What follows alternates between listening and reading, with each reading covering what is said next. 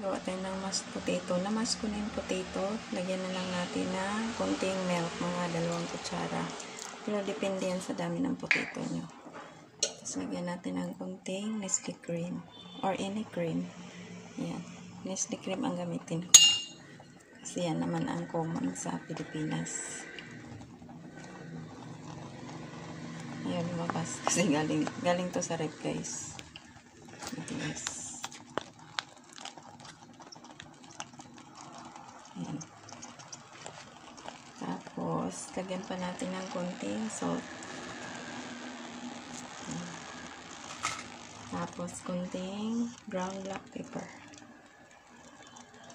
Tapos, pangpasarap, guys. Ito. 2 slice na cheddar cheese. Ayan. Tapos, imas nyo lang ng ganyan, guys. Naka-under ang apoy ko, guys. Ayan. Naka-under yan. Medyo taasan natin yung konti apoy. Ayan. So, mamas nyo lang ganyan habang may apoy.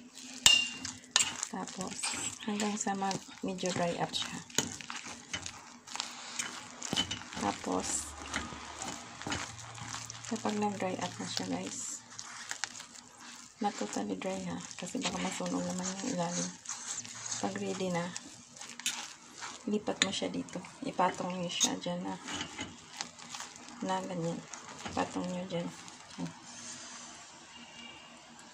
By the way, guys, meron pa tayong ilalagay na hindi ko pa na lagay pala yung butter. So, yan. Lagyan pa natin ng butter. So, yung dami ng butter, siguro depende sa dami ng patatas. Check nyo na lang. Huwag namang sobra-sobra kasi maging oily naman yung gawa natin. Actually, yung beef ko yan, kinuhaan ko nga ng oil yan. Sinala ko. Kasi yung mga kakain na elderly, bawals kanilang too much fat. Kasi mataas sa cholesterol. So, yan. Ganyan lang, guys, hanggang sa mahalo lahat. Tapos, ilipat mo siya dito. Lipat mo siya dito, guys. Yan. Dito.